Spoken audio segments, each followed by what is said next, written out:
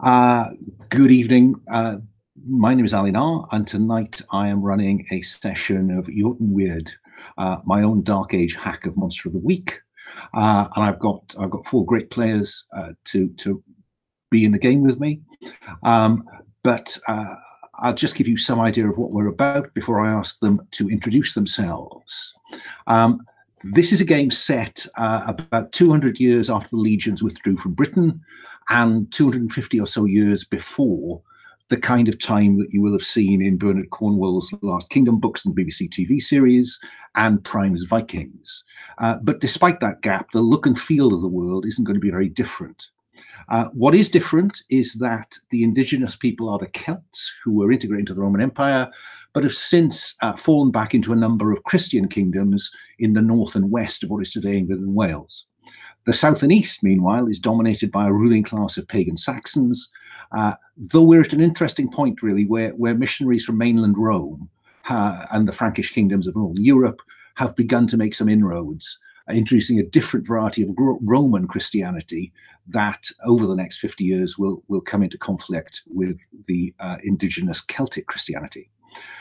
What's left of Rome, really, are the networks of roads they built in varying states of repair and ruined stone buildings that are generally thought by the common people to have been built by giants, because clearly no man could possibly have built so grandly and so large. The supernatural world is very real to these people, whether they see it through a Christian lens or that of the Anglo-Saxon gods, Woden, Thunir, Tyr, and the rest of the gang that will one day fuel the Marvel franchise. Some of those still cling to the old gods, and so we have three heritages in play. We have Celts, we have Anglo-Saxons, but we also have those Celts who claim direct descent from the great Romans, the Romano-Britons.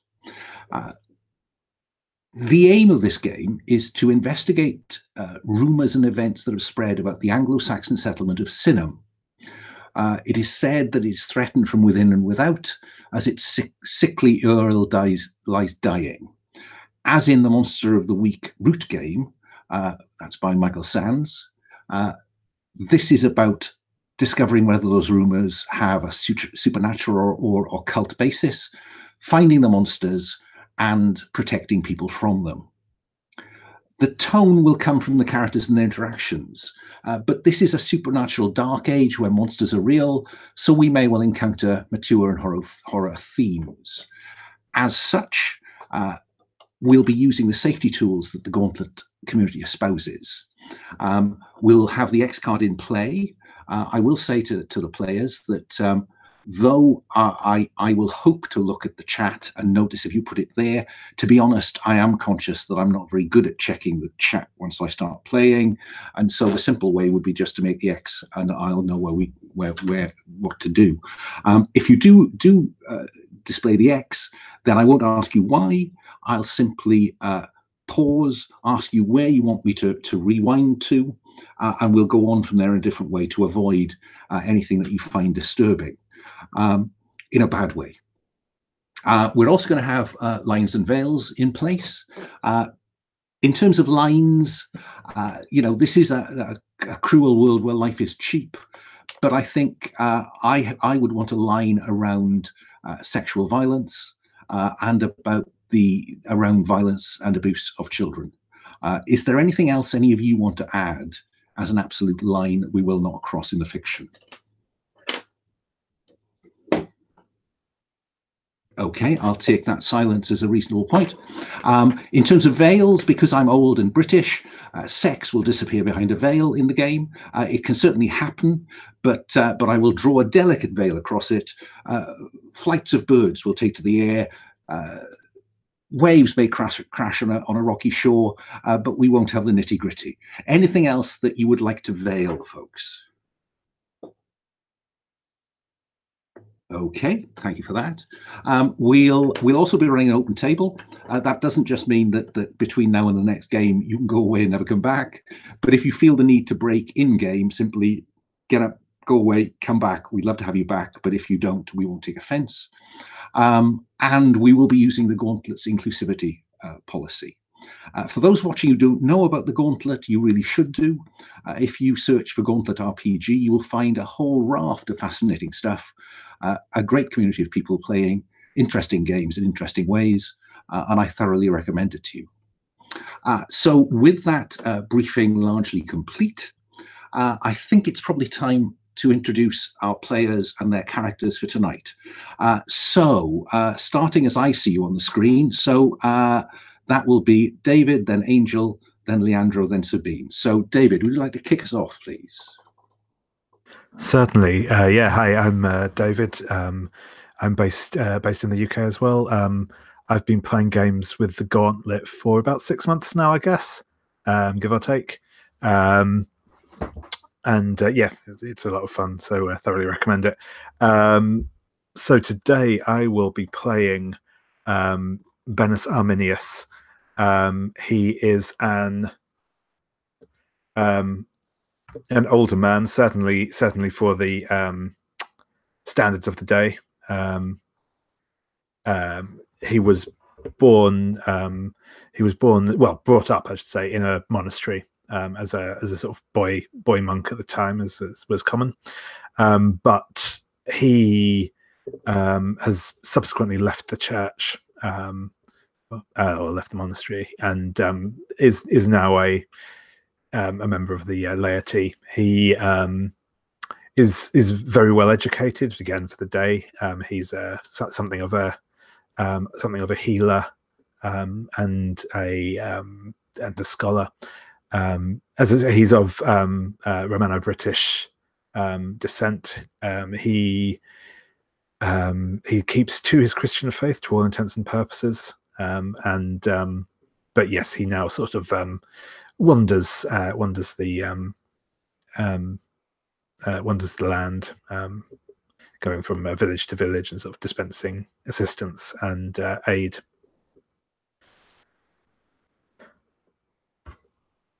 Thank you, David. Angel, can we hear about you and your character, please? Sure. So my name is Angel. I've been playing with the Gauntlet for a year, maybe more.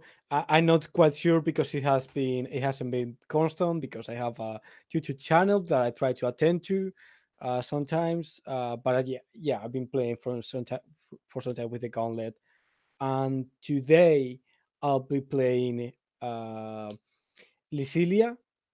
She's an outlaw. She used to be of noble family, of the pillaging and conquering type of family, until most of her family died, and she decided that she should abandon her life of destruction and death, and instead try to live a merciful life, which is hard given her past. So she has had to hide her origin and become a criminal in order to pursue her path. So that's me, I think. Thank you. Leandro, introduce yourself and your character, please.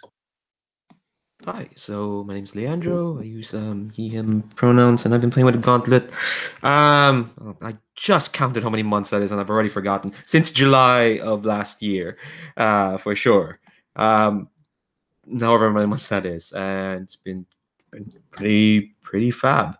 I'm playing Elfrida, who is using the Loon playbook. So Elfrida's kind of like, before madness took her, she was just a fairly normal Anglo-Saxon girl who lived a fairly normal life with her family until, like, you know how it is. Like, as mentioned, life is hard and can be cheap sometimes. And when, like, a band of bandits, so to speak, came and just, they saw a target, they saw easy pickings, and after, a few deaths and maybe a burning down or two of a house or so, Elfrida was left with nothing else and that's kind of what drove her. That's kind of what drove her in the deep end. So she kind of goes through life as like, you know, trust no one. Deceit is like how things work, and it is mostly kind of like a shield just to make sure that she doesn't let anyone in. Make sure that people she knows are trustworthy, which they may or may not be. But I guess she's tricky to talk. She doesn't make it easy to talk to her, for sure. Well, she's not going to. So hopefully that will come across. I guess one other thing I'll mention is that she's not allowed to like wander on her own. She is a ward of David's character, but well, I don't think there's much trust there. But then again, she doesn't trust anyone. Thank you very much for that. And Sabine, would you like to introduce yourself and your character for tonight? Yeah, hi, I'm Sabine. I'm from Germany. I have been playing with the Gauntlet for, I think, about a year now. And it's always been fun. I can't even think of an instance where it wasn't. So I would recommend it for everyone who likes to play indie games. I today am playing Eamon. He is a Celtic man. He's a monster hunter. He has been turned out from his family at an early age because they were poor and he had the best chance to make it in the wild. And ever since he's been a drifter, he's kind of drifted into monster hunting because there are monsters out there. He has a big axe. He looks like a hard man if you see him. He knows how to handle himself. He might inadvertently sometimes intimidate people when he doesn't even mean to, but he's rather obsessed with the idea of things being fair, right? He might he might bully some rich people, maybe, but he wouldn't bully somebody who's weaker than him. He's also a bit reckless, maybe going into stuff where he doesn't easily come out unscathed, so he is a bit scarred up and banged up. But yeah, well, and he has his trusted hawk that's called Morgan, also an older bird, rather unfriendly to strangers, but these two get along. Everybody needs a friend. Even if they have a short beak and claws. Okay, what I'd like to do is I'm going to try to work out why you are where you are going to be, and then let you cogitate on that for a while we take a break in about 20 or 25 minutes, if that's okay with you. So, Synhamm. Rumors have spread over the region that the Earl of Synhamm, Widdock, is ill. He's known to be sickly, but he's declined very swiftly over recent weeks and months. And what I'm wondering, Benus Arminius, given that you are perhaps not that far away, what would be your reaction when you discovered that a local Anglo-Saxon lord was seriously ill? Well, I will of course be going to attend to him and see if I can provide him with healing. It's it's both my duty as a good Christian to help those in need, and also if he can be persuaded, if I'm able to save him, if he can be persuaded to convert, then that's a double win. So what makes you think you can help him? I think that I've heard some. I think I've heard some talk of the symptoms he's suffering from, and I think that I might know some remedies that would help him. Okay, not at all prideful, that is it?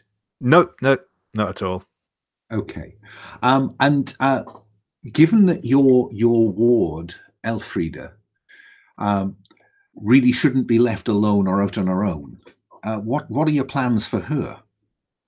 I'll definitely be bringing Elfrida along. Also, she is a Saxon herself, so it will I can probably enlist her help in talking to the locals. I'm curious, Elfrida, how do you feel about this? You're about to be dragged off to this place you don't know. You might have heard of it, but you don't know it. What do we see in this when Bennis tells you that this is his plan? I think that I would say this is kind of common because Bennis wanders around and I'm dragged along to whatever flight of fancy that he's going into. And I think there's like part of me is annoyed all the time that I kept dragging into this. And now that, okay, Bennis wants me to talk to the locals so he can have a better foothold in this. Fine, I'll talk to the locals. Sure. I'll tell them about Christianity. Okay, all right. I know. I have the scoop on Christianity, so I'll be sure. I'll be dutiful. I'll do as Bennis says. What a dutiful ward you are. Meanwhile, somewhere else, not so far away, Eomen the monster hunter has heard a slightly different tale of Synhamm. And that is that it isn't the Earl who is ill, but it is the town that is cursed. What's Eomen's reaction to that? Cursed, huh? Probably nothing. Of cursed towns, so many cursed towns, and most of them, 8 out of 10, there's nothing. They're just people being people. But 2 out of 10, town's really cursed, and that's when they need a monster hunter. And even when the town's not cursed, they might need a person who knocks up a few heads and stares some sense into people. So, and I have to eat, so I'll go there and maybe find somebody who will pay me for hunting the witch or whatever. So I'm curious, do you believe that monsters are real, or are you cynically just assuming this is a non-supernatural problem? I am a monster hunter. I know that monsters are real. I've seen them. I've fought them. And you can say what you want. That wasn't a bear that night on the moors, right? I know that. And I know that curses are real. Okay. I know also that people sometimes believe in curses and monsters when there aren't any, but hey. But they pay you anyway, presumably. Yeah, I wouldn't take pay if I didn't do anything. I wouldn't do that. That wouldn't be just. What a very just monster hunter you are. Yeah. Lysilia, our outlaw. Now, I seem to remember, Lysilia, that you have a couple of people who are on your tail. Can you tell us about the people who are on your tail? Certainly. On one side we have Garwin.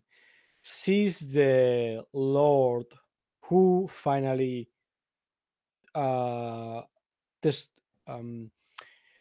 was able to defeat our family and kill most of them, not without reason. We did some horrible things to his family first, so she swore to revenge against everyone from my family, and I think I'm pretty much the only one left. So that's a thing. The other one is Ivarius. He is a person I know who also commits crimes and who technically we were sort of associates. And he may he may have understood that we had some kind of deal or something like that. I certainly wasn't aware of that, but he didn't take too well when I got him and his men drunk, stole his money, stole his one of the people he had and basically run away to never be seen again. So he has some grievances as well. Part of the business. Yeah, I mean, it's strange how these rumors start, isn't it? Well, I think the word, based on their names, I think Gawain is probably a Celt. Mm-hmm.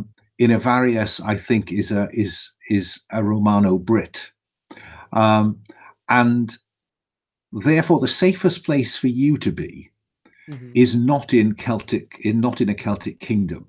Mm-hmm. And the furthest east you can get away from the Celts is the trading settlement of Synhamm. Mm. So unless you object, I'm going to have you laying low in Synhamm. That makes sense. Yeah. Okay. Well then, let us arrive at Synhamm. We know that Lycilia is laying low there. Synhamm is really an island in the Great Fen that covers much of the east of England around the large bulge of East Anglia. There is the Wash, and much of the area around the Wash is fenland at this time. The Romans drained it, but that drainage system is long eroded, and so Synhamm was certainly once a very prosperous trading settlement, because it is about the only bit of dry land on that part of the coast. So I think it's quite likely that Benas Arminius and his ward Elfried, and possibly our monster hunter Eamon as well, actually, will need to take boat from East Anglia across the Wash into the fen to Synhamm. So I'm going to assume that's true. And the trip across the Wash is probably no more than half a day to a day, if the currents are running well. But for most of the second half of that afternoon, that first half of the afternoon, I beg your pardon, you are being rowed down a river, and to either side there are great walls of reeds obscuring the view. Occasionally, waterfowl explode out of the reeds, giving everyone a slightly nasty shock. But you are surrounded by this fenland, by this marsh, by these reed beds. But the captain of the boat you're on, it's probably a 25-footer, no more than that, perhaps a crew of half a dozen to 8, and a steersman captain. They know this run. They've been to Synhamm before. And despite the fact that it's very misty, you are making good progress, but it does limit your visibility significantly. And you have put your hands really in the captain, the steerman's hands, because you can't see where he's going, but he seems to know where he's going. And then you spot away to the right of the boat what seems to be a dim brazier burning in the mist. And as he slows the oarsman, and you make slow progress. So in the opening scenes of this, we'll see the camera pan up from the water, slowly parting around the prow of your boat, to the creaking timbers and ropes, you huddling against the cold mist. And then we see the brazier, and then a second one. And at the point where the two line up, he heaves on the steering oar, and one half of the crew back water and the others row for all they're worth, and the boat spins quite sharpish to the right. And you enter into a lagoon surrounded by marsh. And if you look at the character keeper, you'll find that there's a tab called Synhamm, which will give you some sense of the local geography. And you are entering from the river to the south of that map. And then it's easy going across the lagoon, and you find yourself tied up at the wharf. Now, what I'm curious about, Lycilia, is you've been here for 2 or 3 days, laying low. What is it about Synhamm that doesn't feel right to you? I think there is this, like, the locals don't talk much about it, but there's very much this feeling of unease. Like, all of them seem afraid of something. All of them lock their doors and shut their windows at night. Um, they don't. They do little talk, and and seldom laugh. I think doesn't seem a village that is particularly stricken by famine or anything else to justify this kind of behavior. There seems to be something else that they fear. A pervasive atmosphere of fear and secrets they're not talking about. That works very nicely. And I'm curious, as the boat is tied up at the dock and the other 3 of you climb out, I'd like each of you to tell me something you notice, smell, look, atmosphere, take your pick, that tells you that all is not well in Synhamm. It's too cold for the season. It's just, it shouldn't be this cold. Our breath is making steam cloudies in the air, and it didn't when we entered the lagoon. But now when we have landfall, you can see our breath. I like that, and it's odd because it's a clammy cold. The mist in the air is just chills you. Yeah. Ooh. Okay. Anyone else like to offer me something about Synhamm that tells you all is not well? I think a lot of the houses have like little mannequins woven out of reeds hanging sort of above the doorway. It's probably not unusual for sort of houses to have these like little protective charms, but all of the ones around look newly made, as if they've sort of just been put up recently. I like that a lot, and later on I may ask you what you know about charms like this, Arminius. And finally, Elfrida, what do you notice when you clamber out of the boat onto the dock? I don't know if I'm the only one smelling it, but it's cold and brittle, and yet for some reason I can smell just smoke.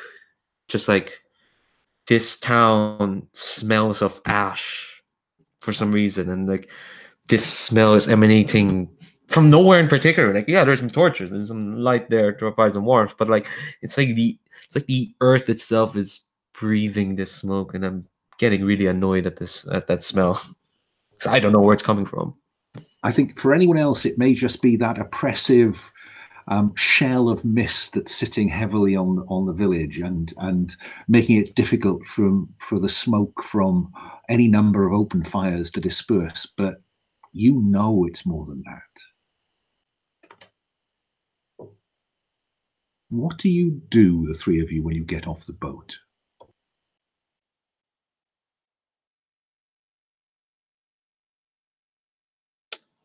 Well, I guess I go and look for a person. An authority is maybe not the Earl, but the community leader, or is that the same at that point in time? I think all power runs to the Earl, and unlike almost any settlement you've been in, there is a building built by giants at the southern end.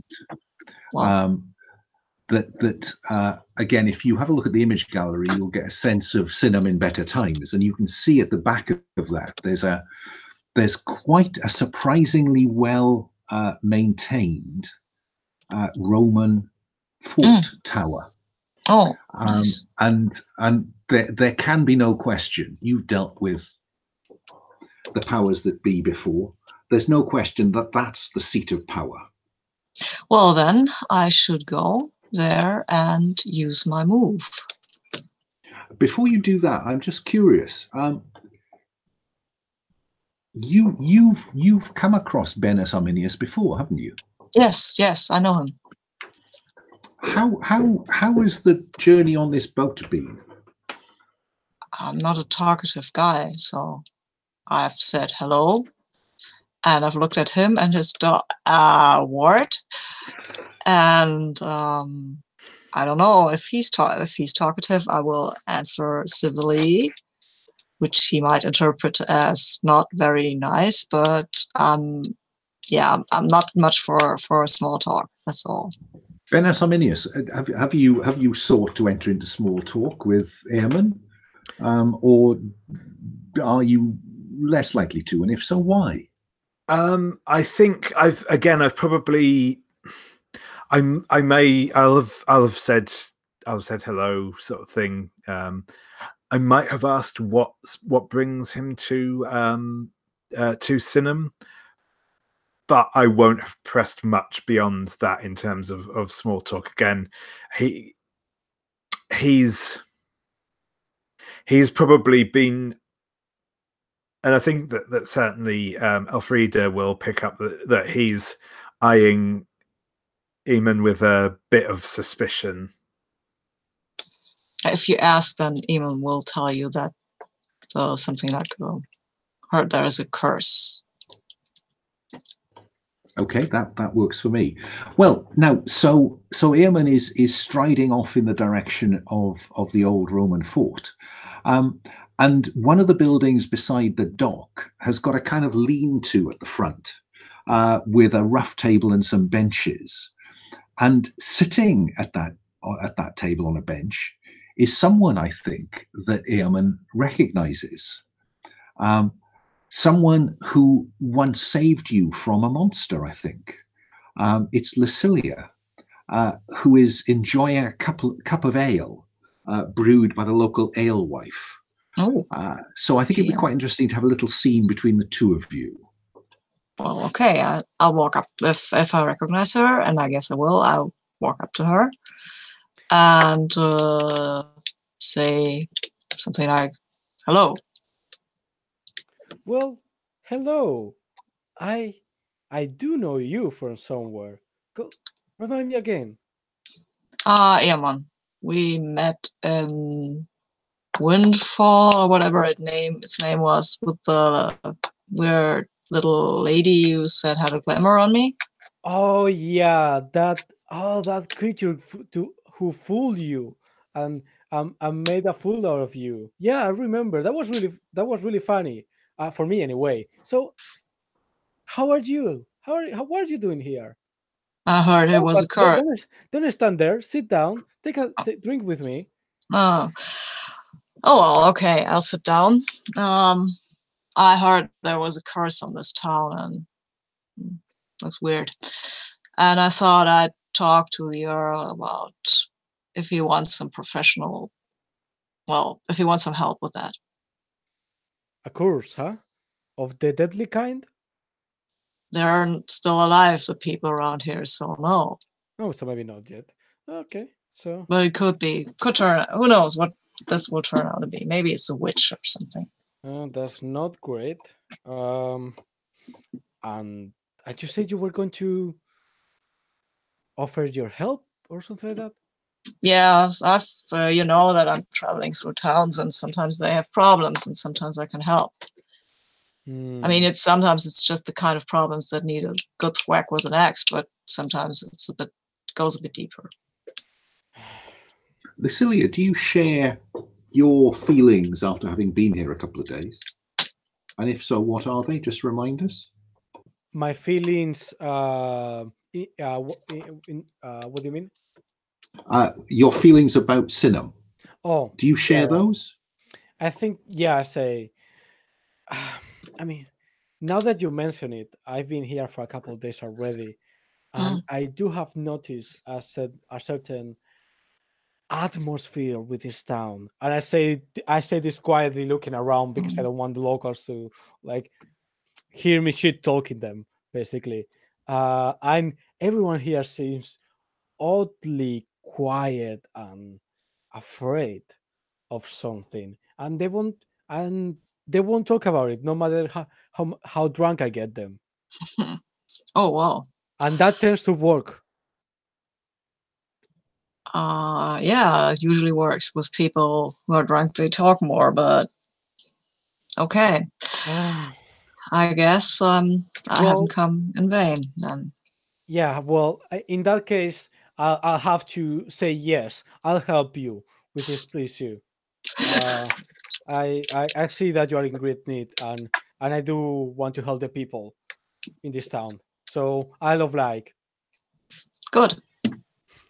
I think that's a neat little cameo. Arminius, Elfrida, what are your plans? Because you've come here with a reason, I think. Yeah. So my plan is actually very similar to Eamon's. I think I'm going to, stretch out a bit after getting off the boat with my joints clicking a little. And then I'm going to begin to make my way likewise towards the tower. I think, given the conversation that Eamon and Lucilia have had, you're probably ahead of the game here. So you'll head, and it's a matter of a couple of 100 feet. It's no distance at all, to the old Roman tower, which is clearly the area of power here. The beyond the Celtic village, if you will, there's an enclosure of Saxon longhouses, and beyond that, this old Roman fort. And at the door of the fort is a man he's a Saxon, he's a warrior, and he looks up at you and says, "What do you want, old man?" My name is Benus Arminius. I am a traveling scholar and healer. I have heard of your lord's illness and thought I might be of some assistance to him. Elfrida, what are you doing while this conversation is going on? Oh, I'm looking for any other place to be than here. So I'm kind of like just looking away and not really paying attention as he's doing his spiel. His interest perks up at the word healer, and he says, "The lady had spread the word that a healer was needed. Come in," and you disappear through this door into what was, I guess, the basement level of the original Roman fort. Are Lucilia and Eamon, once they've shared a cup of ale, are they too setting off to this place of power? I'm pretty much following Eamon, so. Because I think, Eamon, you will notice once you kind of look up from your conversation with Lucilia that Benus Arminius has just gone into the compound where the fort is. So are you going to go after him, or are you going to wait for a separate moment? Me? I think we are going up there, and I think we're finishing drinking our ale and give him a bit of time to do whatever he's doing up there.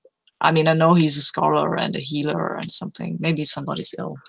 Maybe he can tell us something interesting.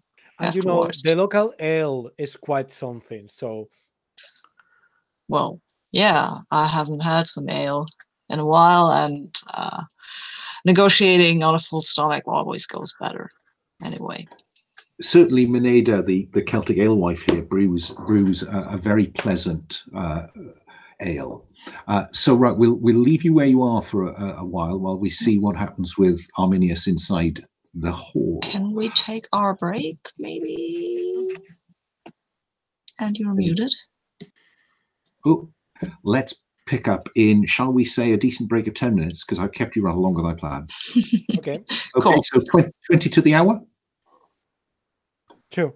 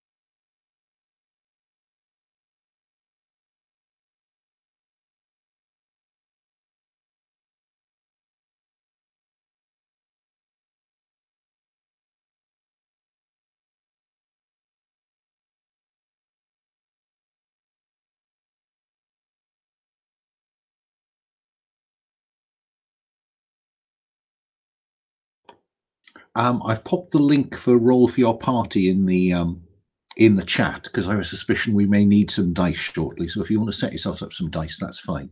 I may move them about in a bit just so that they appear in the small window I have available on my screen for the dice.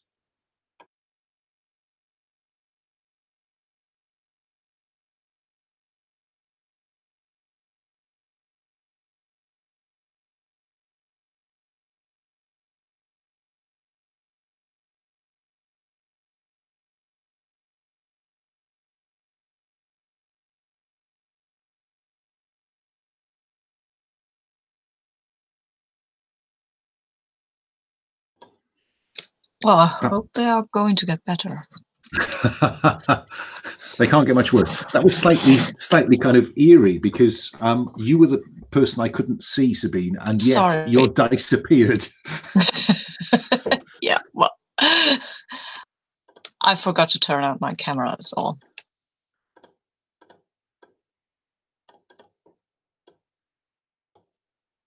Okay, I've popped those over to the left-hand side, just so I can see them. Okay, so I think we'll frame this scene then with Arminius and Elfrida being ushered into the Great Hall of Synhamm. As is required by both Celtic, Romano-British and Saxon hospitality, you won't be allowed into the Hall of the Lord armed.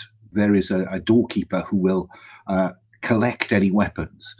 But I have to say, as I scan you, does he notice anything particularly threatening? I don't know. I just shoot them like a very lazy smile and say, "How can I be of any threat? I'm just an average woman, and I'm keeping a hidden knife on me." So, yeah. I'm essentially using a walking staff, though he's clearly, despite being older, he's still in quite decent shape. If they request it, he will hand it over. He has no particular attachment to it, but it's more that he probably won't think to surrender it, because he doesn't really view it as a weapon. So. And the indeed, would you part an old man from his walking stick? Is the inevitable here, but I don't think Harmer, the door warden, will bring that up. He'll just usher you in, because you are clearly not a threat, and I doubt he's looking for the sharp eating knife hidden in Elfrida's gown. Inside it is a low Roman basement, really, with stone pillars and arches to support the floor above. But it has been decked out as an Anglo-Saxon hall. So there is a large fire pit with embers glowing in the middle. There are lanterns, oil lanterns, and some torches, and a brazier or two burning around the room to cast some light into the corners. But it's certainly the case that in this dark, dank space, it is difficult to get it warm. And at the far end, there are some benches and some tables arranged either side of the fire pit for Widdock's liegemen. But at the far end, there is a low wooden platform on which sit two chairs, one a very large one and one much smaller. The large one is empty, but the small one has a woman sitting in it, and she is, well, approaching old age at this time. She'll be in her late 40s, I'd have thought. Her hair beginning to grey, but clearly has a very solid bearing about her. And she peers down the hall in the gloom and says, "Who have you brought me, Hamer?" And Hamer says, "Visitors. He says he's a healer, mistress." And she gestures you forward. And if you go to the places and faces, I think you'll find a picture of her. And he'll whisper as you go past, "This is the Lady of Synhamm, the Lady Kaya Delvia, and he ushers you forward.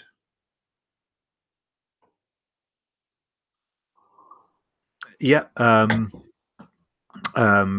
Bennis will approach, and at the appropriate moment will offer a bow or a knee or whatever is considered polite in these circles.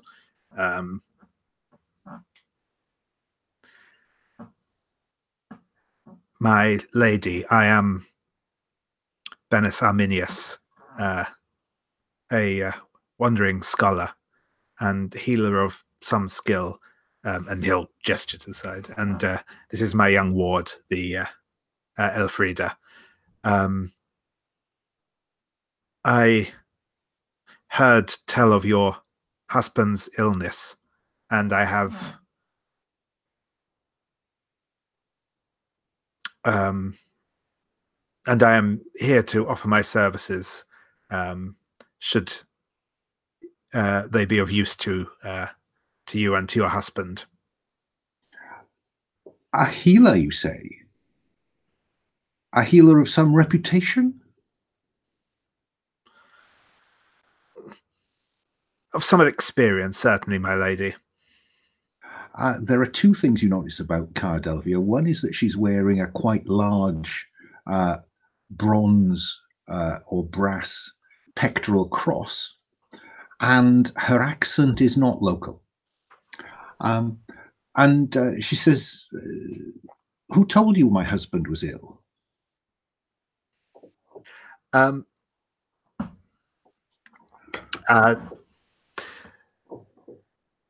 If truth be told, my lady, it was but idle gossip that brought me here. But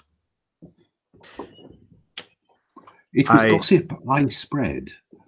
My husband is indeed ill. But how did you come here?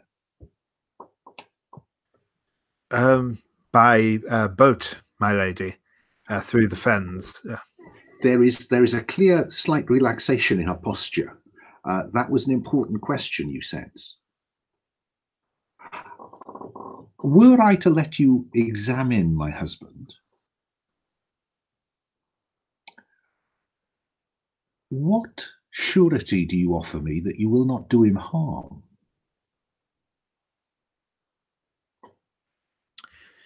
I have sworn an oath, my lady, an oath to God, and in the Roman tradition, to I am a follower of the teachings of the great Hippocrates. Now, you wouldn't expect that to mean anything apart from, I think you threw it in probably thinking, I'll throw a bit of Roman at her and that'll impress her. But she proceeds to engage you in a conversation about which of the humours you believe might be at work here, as if almost to test you. Interesting. I will say, without having the chance to see him in person, I could not say. But given the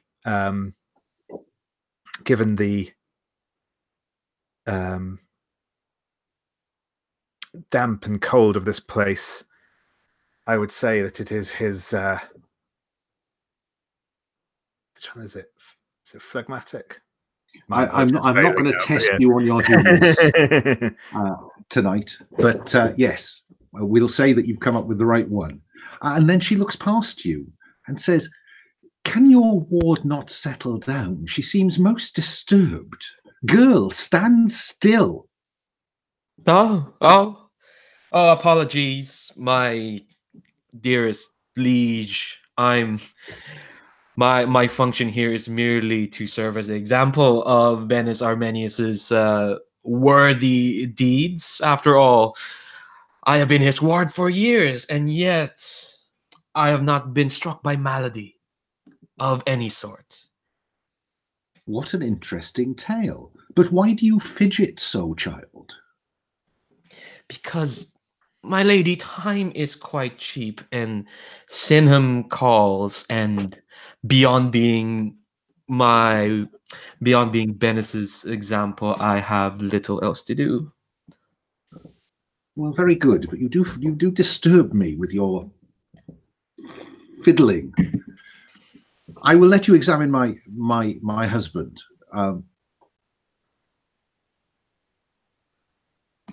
Muted there. She's quite stiff, is Cardelvia, and she calls for Harmer, the door warden, to help her. And leaning on his arm, she goes behind this platform where there is a clearly much more recent wooden partition with a curtain in it. And he holds that aside, she goes in, and she gestures you to follow her. And I assume you do. Yep. And inside is a large bed, wooden bed frame, with a much older man. He should be dead, frankly. He is so old. If you look at Places and Faces, you'll see a picture of her husband, Yol Widdock, and he's got loads of furs and sheepskins piled over him, and he's clearly delirious. What do you do? Oh, passing strange, a living corpse. I think Cardelvia will raise an eyebrow. I'll raise one back. I think at that point we'll cut back to Meneda the alewife, where we left Lucilia and Eamon finishing their cup of ale. The scholar and his ward have been gone perhaps 20 minutes by now, perhaps 30 minutes. And whatever business he had appears to be occupying him. Are you just going to wait him out? No, I think we should. I think I'll turn to this. I forgot your name. I'm sorry. Lycia. Lucilia, yeah, sorry. And I say, I think I want to go and check whatever Bennis is up to. Maybe it's got nothing to do with this. Oh, Bennis. You didn't mention you were coming with him. I do have met him before. Oh, okay. I also saved him from trouble. You're quite a savior. Well, so I've been told. Recently. So I think we'll swiftly cut to you arriving at the door of the Great Hall, where Harmer this time will spot your weapons and ask you to leave them outside the hall. Are you agreeable? Yes, of course. I mean, outwardly, yes, but in reality, I've hidden most of them in my clothes. I have not hidden a lot of weapons. It must be said, hiding that axe and a bow will be quite tricky. The bow is, that one is staying here. My other dagger thing, I don't know what. Yeah. That one is well hidden. I think. I mean, you shouldn't worry too much about the knife and the seax, as people use it to eat with. It's not unreasonable to have it with you. Sure. Yeah, I would keep it with me unless he says something. Unless Hammond, what was his name, says something, then I'll leave it. Hamer, the door warden. Hamer says something, then I'll leave it. But and he'll therefore usher you in. I think before we see your interaction, I think I'd like to know what's gone on behind that curtain, Bennis. I'm going to nod to the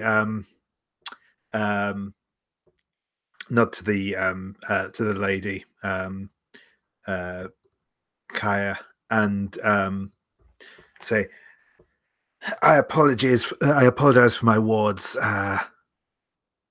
in discreet language, my lady. I merely meant to say that. I think she merely means to say that when a man has lived so long as the Earl, it is only alas natural that he should succumb to illnesses, but I shall see what may be done for him. And he's going to start going through the sort of rudimentary sort of diagnosis, sort of feeling bits of the body and all that sort of thing. While he's examining Widdock, Kaya Delvier will explain that my husband has not been completely well for almost 15 years, since the siege of Linden. But he has taken a very, very serious turn for the worse in recent weeks.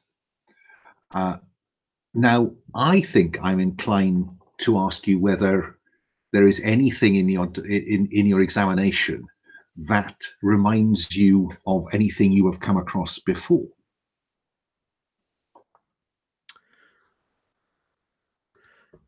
I think you have a move.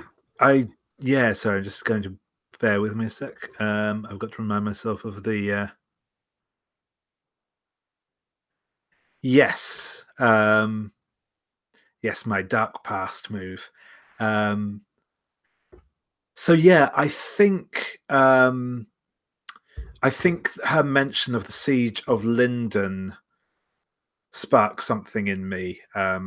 I wasn't obviously there for the siege itself, but I remember sort of the I remember the time, and I think his delirious state seems familiar somehow, and yes, I'm going to see if I can remember anything that might relate to this illness. So just to help us get a grip on the moves, can you just read that one before certainly. You roll the dice? Yep, certainly. So dark past. If you troll your memories for something relevant to current events, roll plus soul. On a 10 plus, hold 2. On a 7 to 9, hold 1, and then spend them to ask a number of questions, which I'll look at in a moment. I will read out the 6- one now because it's quite a fun one, which is you can still ask one question, but the GM also reveals how you were complicit in creating the situation you are now dealing with.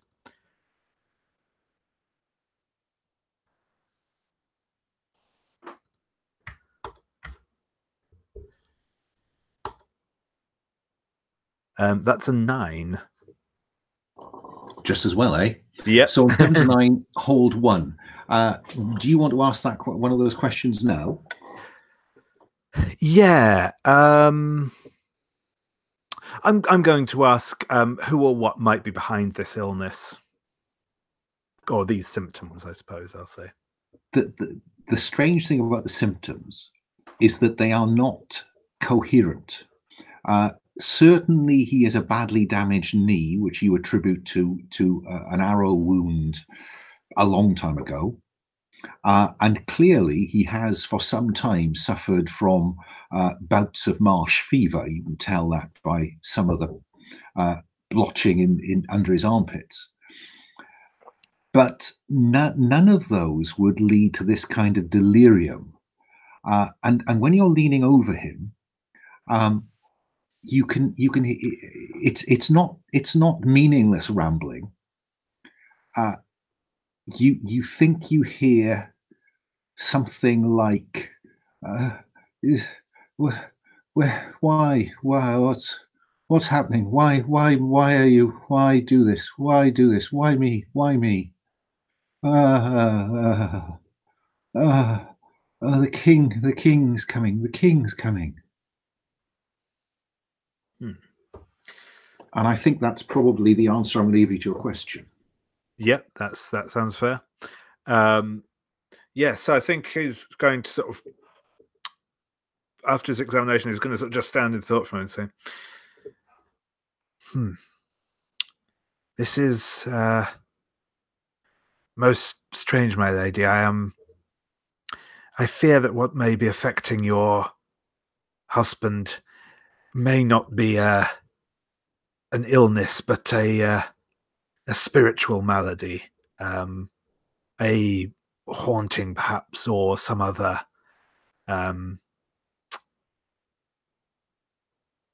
such bedevilment.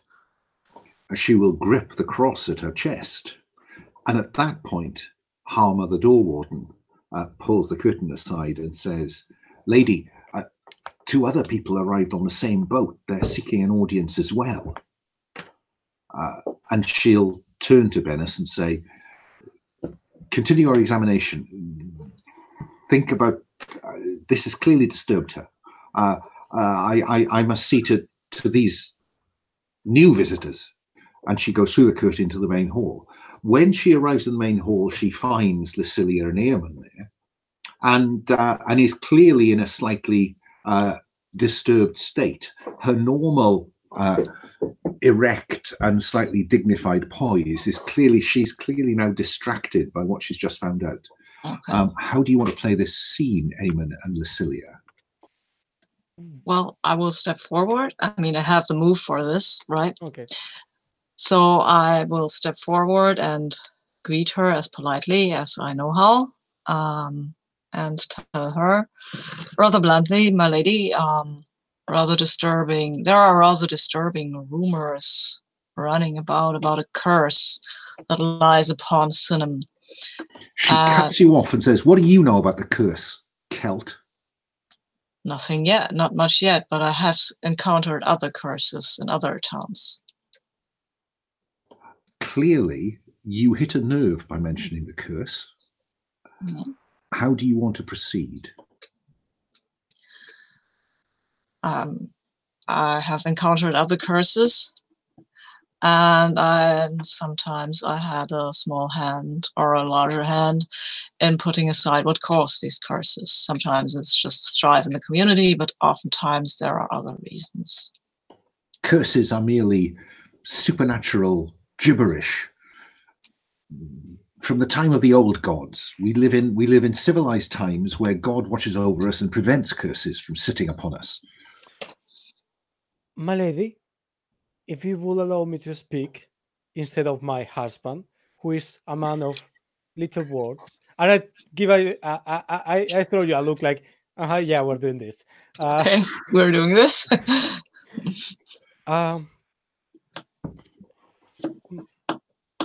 My dear husband here, when he talks about curses, he doesn't mean of supernatural kind necessarily. Other kinds of curses exist in this world. Wild beasts, trickery men, dangerous conspirations. All of this can follow upon a city and take prey of the people. Those are things we can get rid of. I think I'm interested in whether she's at all convinced by that line of argument. And I think in the basic moves, you'll find a convince someone move. Oh, yeah. And I have... Actually, I wanted to do my negotiate with authority move, because this is the one time when I can use it. Sorry. Right? So maybe I would add to this and get the conversation back. I think the way to play this mechanically would be, yes, I think we should roll the powers that be move. Yes. But I think the convincing attempt you've made, Lucilia, will allow you to help or hinder. As the case may be. Sure. So we'll do the signature move of the Monster Hunter, yes. And then see whether Eamon needs your help. Yeah, okay, I'll do my move. I roll with sense, and I've got a 7. Close run thing. So there's no point. The convincing isn't going to make a significant difference to that. So tell us about that move, Eamon. It says when you negotiate with local authority figures, request help, or making excuses for failure, roll +sense. Under 7 to 9, you get what you need, but any failure will bring trouble. Okay, that's fair. So what are you expecting out of this conversation then? I expect her to, well, actually, I expect her to pay me if I can do anything to lift the curse or help with the curse. Clearly, despite her bristling at you knowing about the curse, you can see through that and see that she is sufficiently concerned by this, that she would be prepared to make it worth your while if indeed you could raise a curse that she's not particularly keen to talk about. Yes. Well, as my wife said, there are many reasons for things that might look to a curse for the untutored mind. We are adept at rooting these out. Then she will allow you to go about her business and use her name as long as you do not use it in vain. Of course. What is your intent? What do you intend to do, she asks you. I intend to ask questions, and we have arrived 20 minutes. We have arrived half an hour ago. My intention is to find out what I can find out. And then when a course of action presents itself, we will talk it through with you, my lady. That is appropriate. You may go about your business. At which point, I think, perhaps, Bennis and Elfrida will emerge through the curtain, having completed their examination, to find Lucilia and Eamon there. What happens? I freeze, like in the middle of a gesture to say goodbye to the lady. I see Elfrida, and I completely freeze, like I had just seen a ghost. I think I turned to Bennis and we're like, "Oh, Bennis, it's our friend from the boat. Our hunter possessed a few words, and they seem to have picked up a vagabond with them." And I recover my composure. I say, "Come on, child, don't joke like that. You know very well I'm his husband, his Wife. wife. Wife. Sorry. Yeah. Recent. It's recent. Yeah. And I'll take her hand and try to pretend to be well, yeah, her husband. I look at the lady and say, I hope he hasn't give you any trouble. She hasn't give you any trouble. Oh no, he's nothing but agreeable. But you all seem very agreeable, and I think Elfrida really just wants to go. She just want to talk to y'all. Well, in that we agree. Yes. I think at this point in the movie, there is a flashback at that moment when Lucilia and Elfrida eyes meet. There's a flashback showing Lucilia on a hilltop watching her father ravage Elfrida's settlement. And the young girl who was playing in the fields, we see her wandering away from the battle with wild and staring eyes, perhaps into the arms of Bennis Arminius. But I think that's a flashback for the movie. So, Bennis, Elfrida, what do you want to do at this point?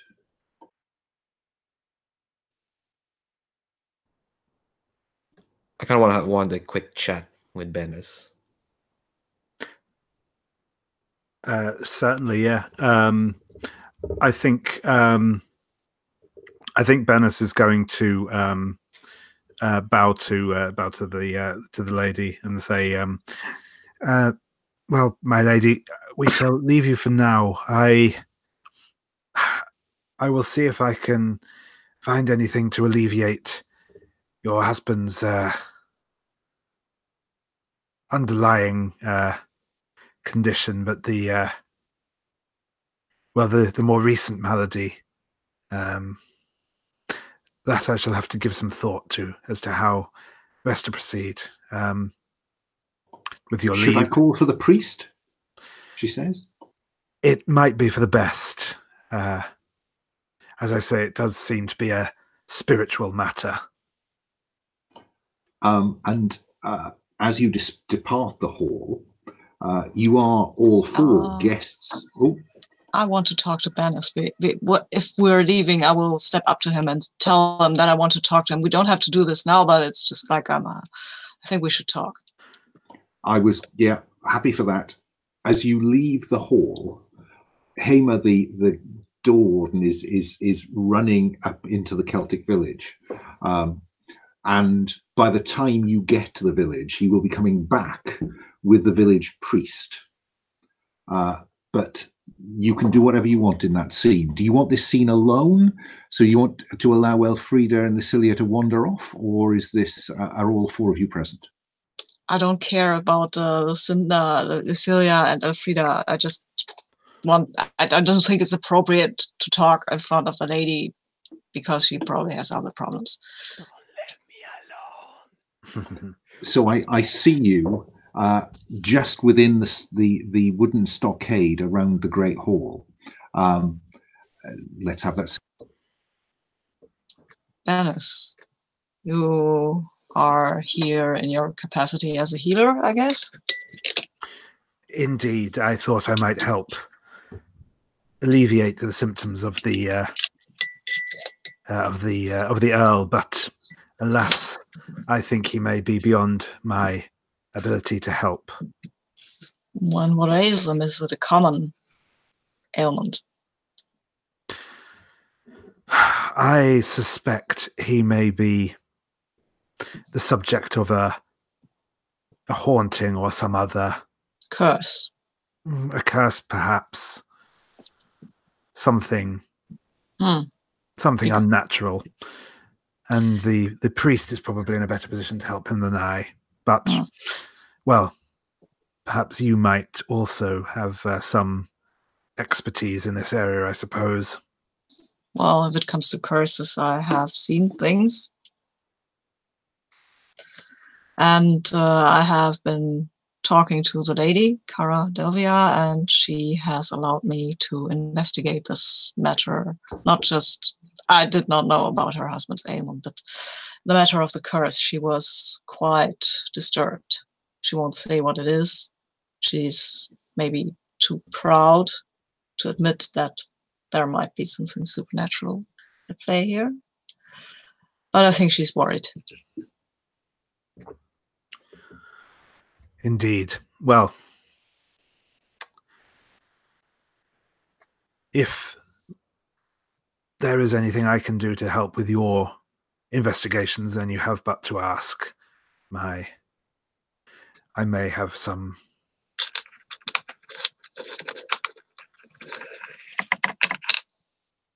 advice to give, but thank you. That might be helpful. And I think more than the promise I gave to the lady, we should help the people in this village. Something is wrong here. Do Lucilia or Elfrida want to take any part in this scene, or are they content to watch that conversation? I think we may be having our own conversation.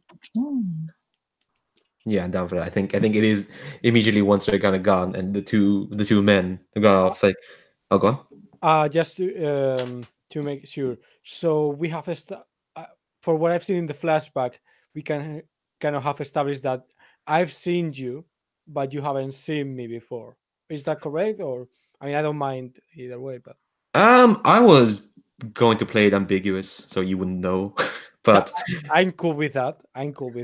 And because I don't know either, I want to play it out and make a decision later. Sure. I think it's always cool to leave that bit of uncertainty in the conversation, so no one's quite certain what the other party knows. Cool.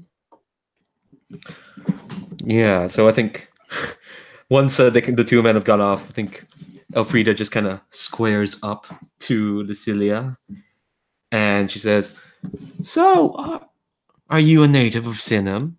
Are you established? Or are you another visitor like us? I am a visitor. I knew Iamon from from something else, somewhere else, and I just happened to meet him here. Well, I would have hoped that you'd known your husband after all this time. Well, you know what they say, you can never know a person. Ah, that is the truth of the world, is it? So what brings you to Synhamm?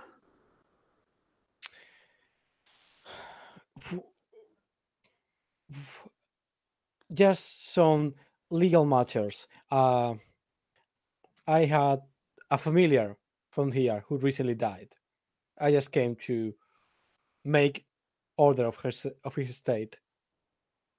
Oh, the poor dear. Another life struck low and you have to pick up the pieces. That seems terrible, but here you are.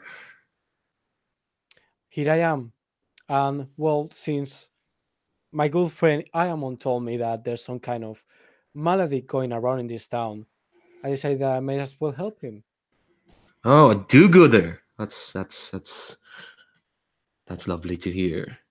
And I'll just check. I have a move that tells me if people are lying. You're not lying. Oh yeah, I'm lying through my teeth.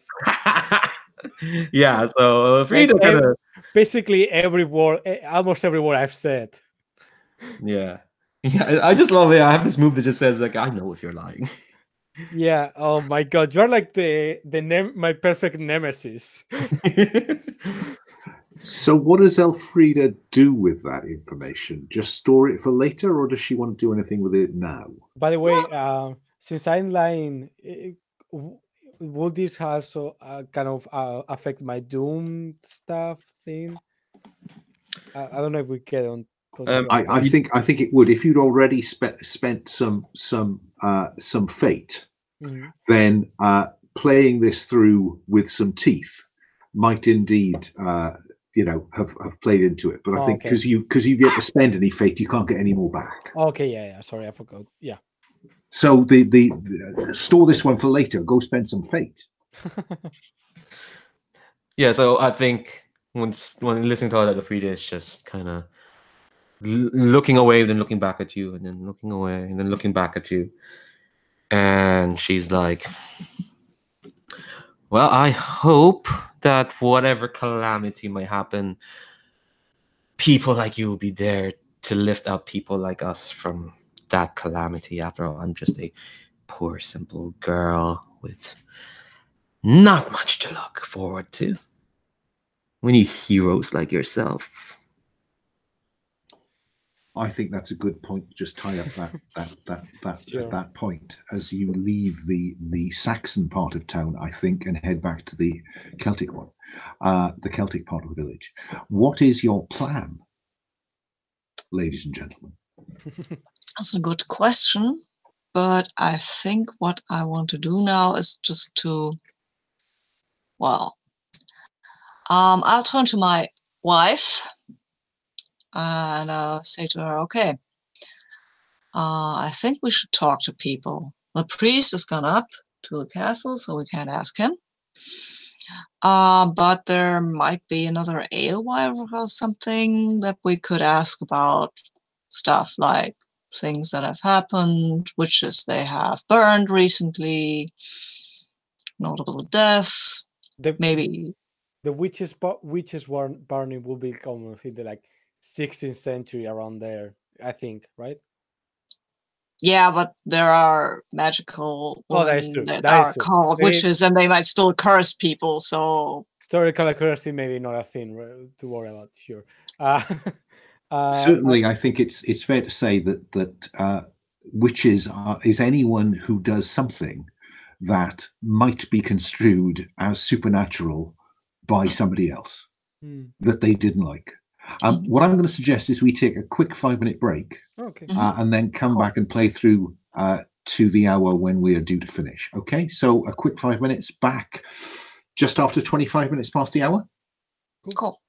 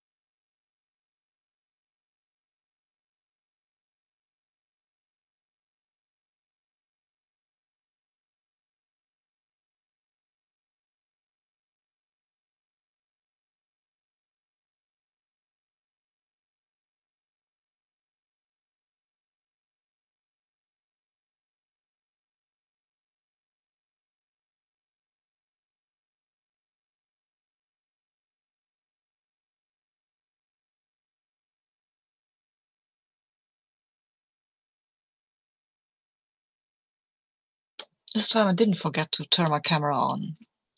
So yay. I was getting worried about you last time. I thought she's disappeared.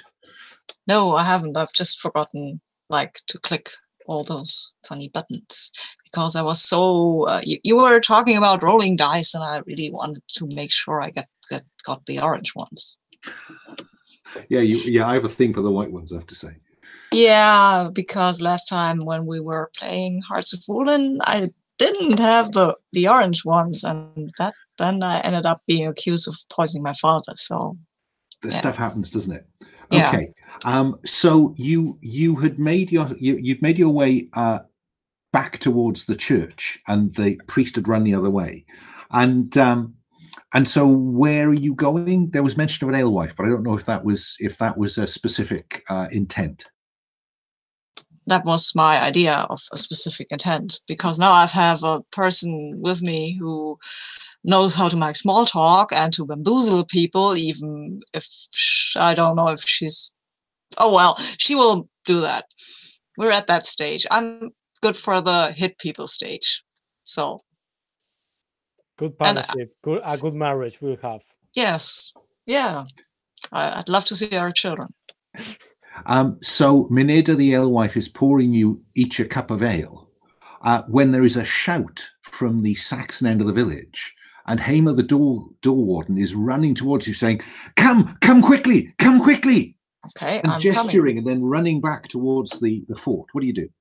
Coming, running, grabbing my axe. I'm not leaving that there. And I'm finishing my ale before I go. Quickly. Anyone staying? No.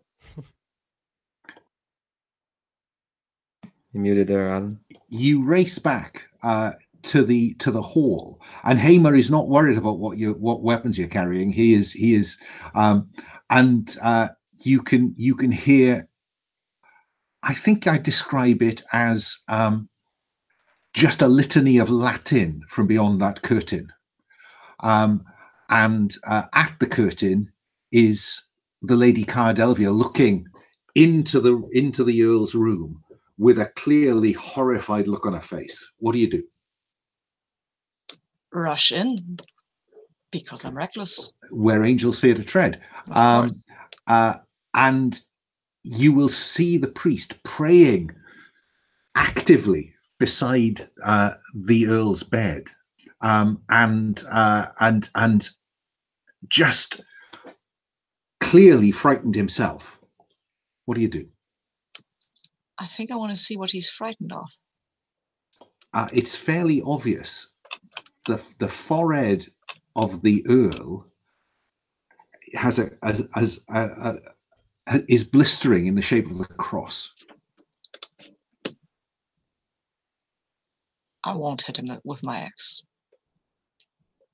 I'll make room for Bennis, because he's a monk and he knows stuff like that. Bennis, any thoughts? Yeah, I'm going to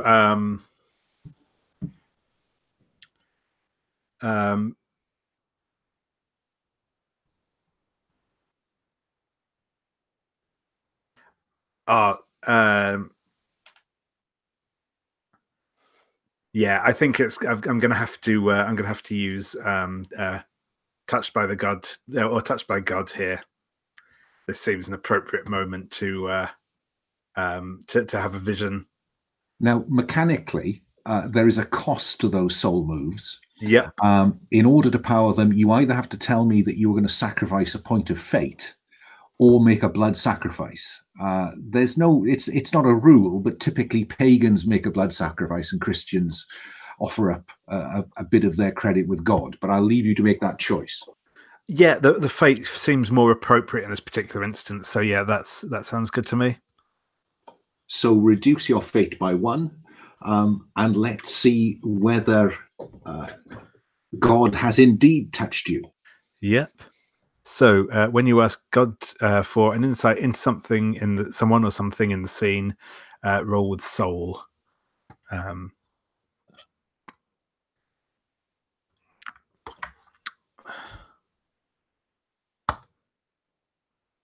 That's a 7.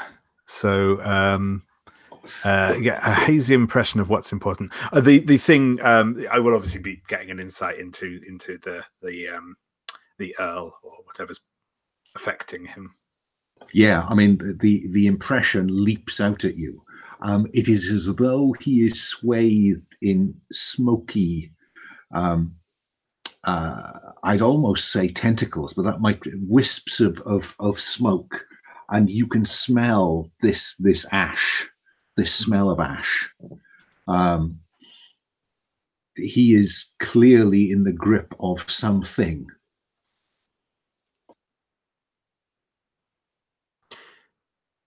It is worse than I feared. This man is being influenced by a demon of some kind. I can feel its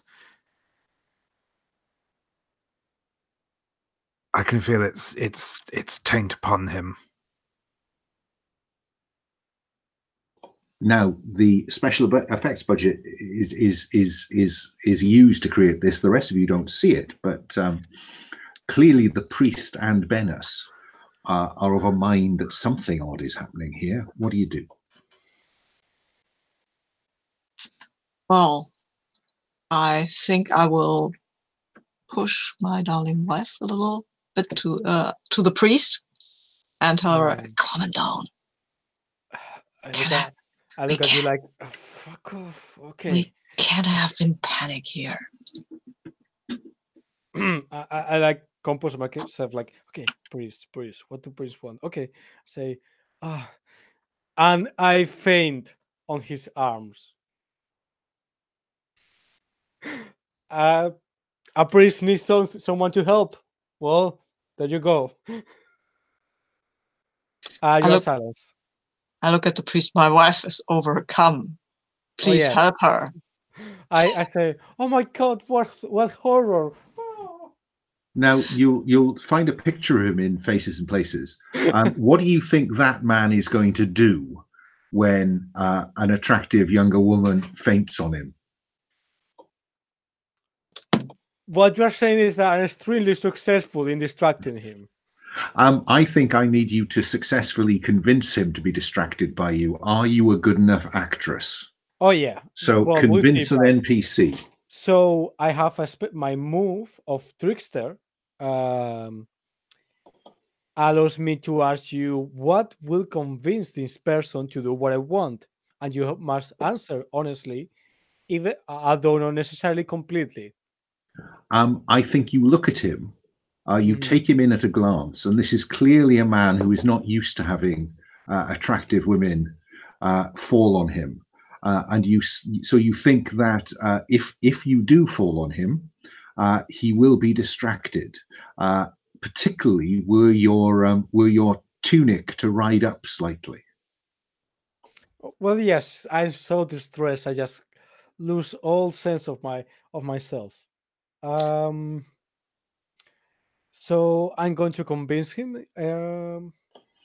Because of that, I'm going to let you roll with advantage, which means you roll 3 dice and select the top 2. Cool. And convince someone subtle. Okay.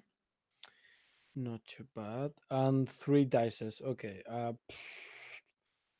How do I do this? I need an additional dice. Yeah, sorry, I should have perhaps told you to put 3 dice down there. Yeah, I forgot to, I must say. Okay, so let me get rid of... roll 2 of them and re-roll the lowest one, and we'll see what happens. Yeah. Sure. So that's a 4 and a 4. So not bad so far. And re-roll one of them. So well, I think you'll take the first 2, will you? Yeah, so 4 and 4, and that's a total of 9. Unless someone helps me, which I don't think so. Does anyone want to step in and try to nudge that across the line? And if so, tell me fictionally, what do you think will help? Yeah, well, I will tell him to attend to my wife because she's overcome. Okay, I think this is helping in a social situation, which means that you roll plus subtle. Subtle. Can't I roll plus steel? No. Okay. Subtle. That's my total strength. Damn. Okay. Yeah, but I've got a 6. No. No, sorry, not very. So a 6. Not very helpful. So happily you mark experience. Yes. But what that does is to turn that 9 into an 8, which happily has no negative effect mechanically. So on a 7 to 9, they'll do it if you do something for them first. Oh, Jesus Christ. I wonder, Lucilia, what do you do that he interprets as you encouraging him to help you?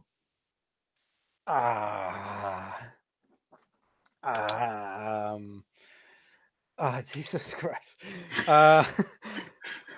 No, I think that's his prayer at this point. Yeah. I think I'm more like praying to Satan for lightning to strike him, not death. I think I don't know. Where do your hands fall when you lapse on him? Well, I think the question will be where his hands fall when I fall on him, and the answer will be in very convenient places. I think we'll veil that. Yeah, that's as far I as think I we know want to what you go. mean. I think it's okay. clear to the audience. That's quite enough for me, yeah. And so he will be distracted entirely. Now, I have to say, I'm not entirely clear what Eamon has in mind, but yes, the priest has now stopped praying and is gathering up Lucilia. He is not. He's not screeching. That's just right now. That's the best thing, because if the priest panics, then things go to hell in a handbasket. The things I do for love or whatever. Yeah. No, now the only real sound is the king's coming from Widdock. And I'm looking to Bennis, but what are we supposed to do now? You're the healer. Heal. I suspect there is, as I say, some malevolent influence upon him, but from where it comes, I cannot say. But with the reference to a king, perhaps you might seek out an old barrow or the like. I hear dark spirits may reside inside those, and one of them may be working its evils upon him. Oh, or maybe he's taken something from a barrel.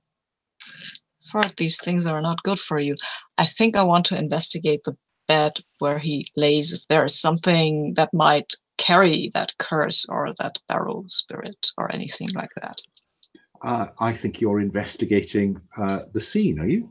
I am so much investigating. I'll also just point out here that I have a move called Often Right, which means if a PC comes to me for advice and I give them my opinion, if they act on it, they have advantage while doing so, and I mark experience. So okay.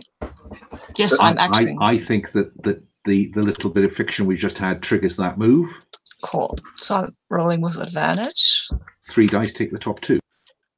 I'm not rolling 12. That would be too many. No, I want to roll this one. Hello, this one wasn't so good. But no, okay, forget it. I'm just making a mess. I'm taking another XP. I have so 4. much for advantage. Well, you clumsily botch that, and Kaya Delvia hits you with a stick. Oh, stay away from my husband. Sorry. I'm sorry. It's there must Anyone be. Want to step in? I think we have Lucilia has her hands full. I'm not the one with my hands full, to be honest. So, but yeah. Bennis has stood back offering advice. Elfrida, do you have any thoughts that you'd like to do anything, or shall I move on? Oh no, I just laughed. I think I just laughed at Eamon being pratfalling. It's a The big joy of the loon. yeah. If in doubt, giggle insanely in the corner. Okay. So what we have then is Bennis has offered some advice. It looks like Eamon sought to act on that, but botched it. So what do you do now? All of you.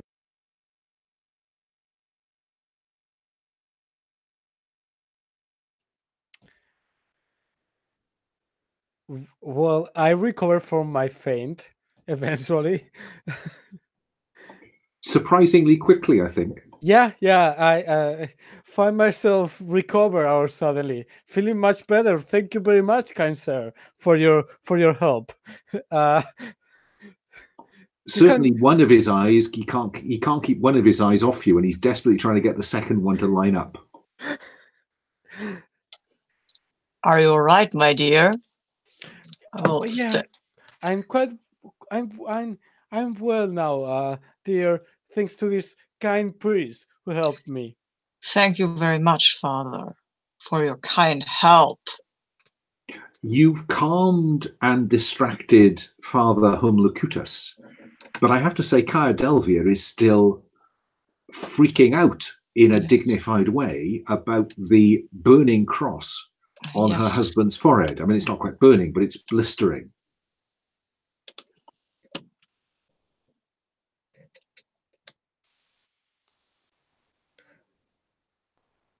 I'm gonna be really annoying and kind of like just go up to Bennis and just whisper like, "So you finally believe it, huh? You believe that God is a demon because that's what you said, right?" No, my dear, it is not God working on this man. It is a dark force. And God's all pure light. Yes, of course. Yeah, you told me that. Of course. Right. Well, then why don't you? Is that not clearly his sign over there on our poor Earl's head? In God's name, do something, says Kaya Delvia.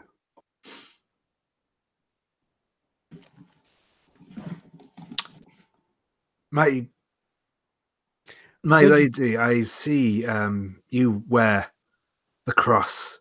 Your husband, was he baptized? No, he holds to the Saxon gods, to Woden and the others. But he's tolerant. He's not particularly committed to any god. Ooh, he's a blasphemer. I see. I had thought, perhaps if we were to anoint him with the sacred oil, it might. Well, some priest once told me that if you're freshly baptized or your sins are gone away, maybe that might help him. You mean we should baptize him? She says. Yeah, I'm looking at the priest.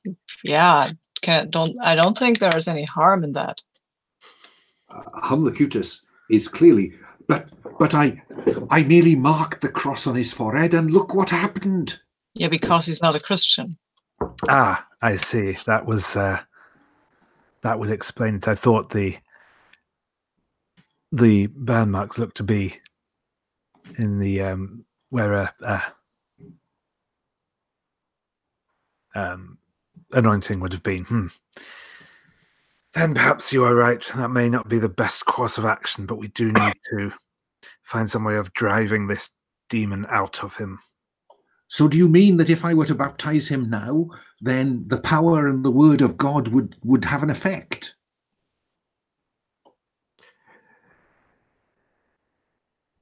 But you're the priest, shouldn't you know? I think he's a Celtic Christian and he's a commoner, and he has in front of him a clearly Romano-British scholar, and so I think he will defer, or he's more cunning than he looks and he doesn't want to make the decision. Can I tell that? No, it just says if they're lying or not, so that's fine. I think I can tell you, Elfrida, that he genuinely is seeking advice. He's not at all certain. This is outside the scope of his experience. He has no such dark past. Yeah, so I think I'm just leaning to Bennis and like, well then, you've got the floor. You need to step up, Bennis. Everyone's looking to you now. You were brought up in a monastery. Mm. You're a monk, aren't you? I was once. But given his reaction to the mark of Christ upon his forehead, I fear that a full baptism may, while it would certainly drive out the demon, it may take the man with it. Is this enough info for me to like start seeing, like looking for wider patterns? I'm certainly willing for you to scan about for a pattern, Elfrida. Yeah. All right. I'll just roll plus sense. I'll read that move actually. When you look for the wider patterns that current events might be part of, roll plus sense. And I rolled a 5, 6, 7. Oh, I rolled a 9. Very close. Maybe So tell us what help. happens on a 7 to 9. Oh, I was going to ask, yeah, because it's a 9 if anyone wants to help.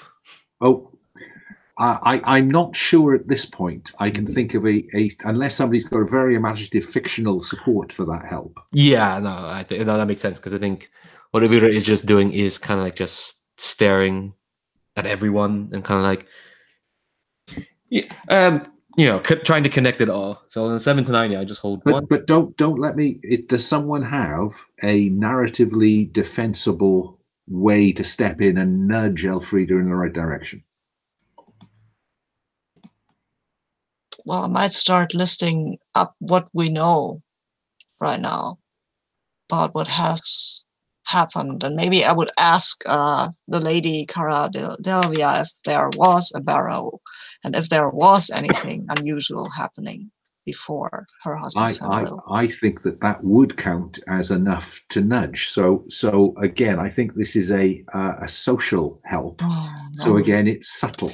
Can't I just hit somebody? We're not there yet, sadly. Damn it. No. Again, with the 6, I'm so unsubtle.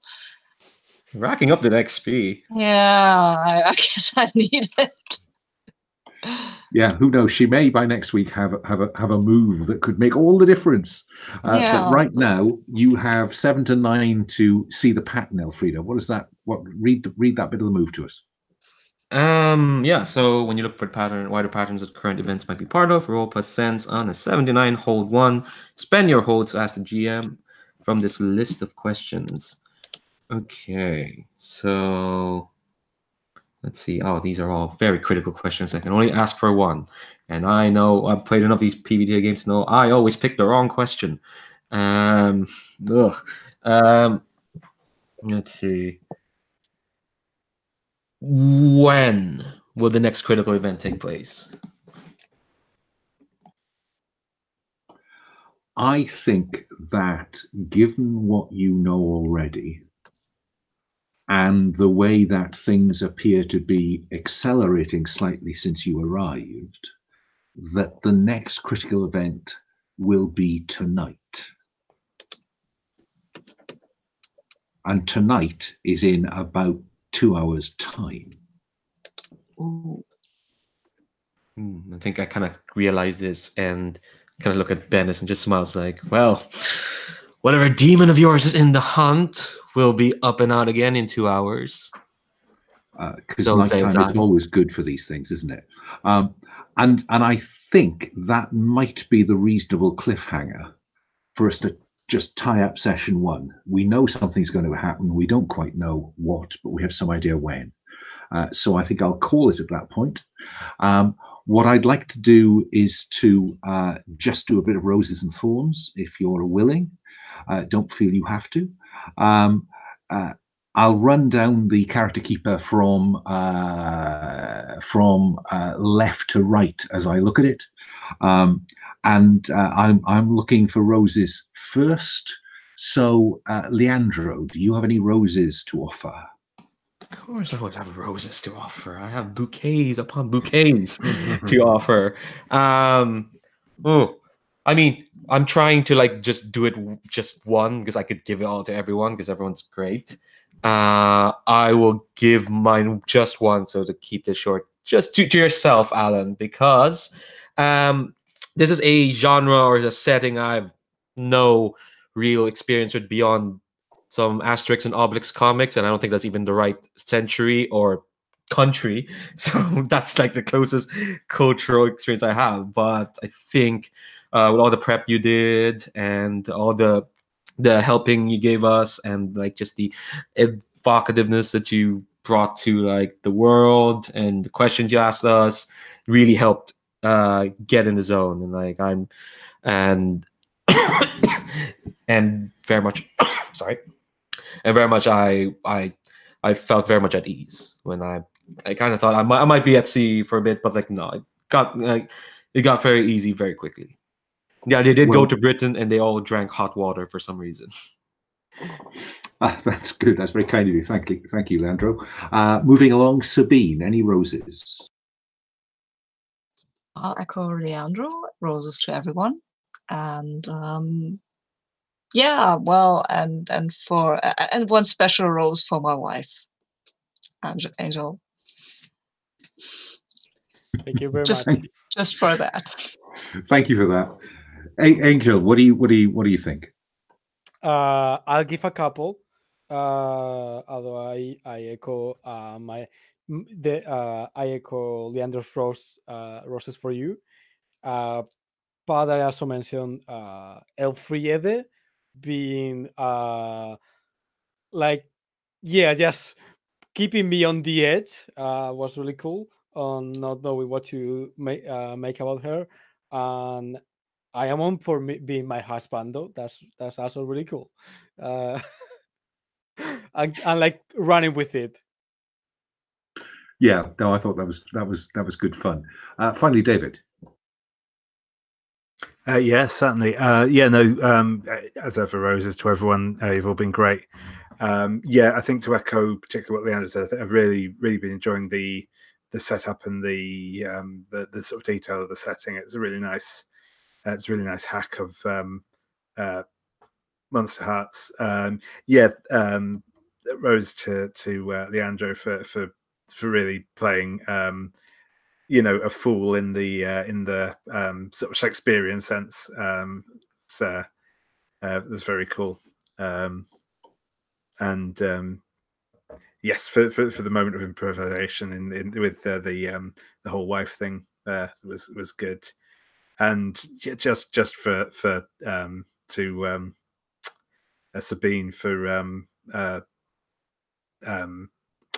Irmon just trying to like do a day's work. It's yeah, the professional surrounded by a bunch of amateurs. Yes, I'd like to pass some roses round. I thought the learned scholar was very convincing, and the the fidgety teenager. I love the fidgety teenager. The fact that she's mad as a hatter is just bubbling under the surface. I think we haven't seen the full loon yet, but I look forward to that. And yeah, I thought the interaction between Lucilia and Eowyn was really cool, including that throw yourself at the priest, distract him now. That was great fun, and just your engagement with the setting was very pleasing. So thank you for that.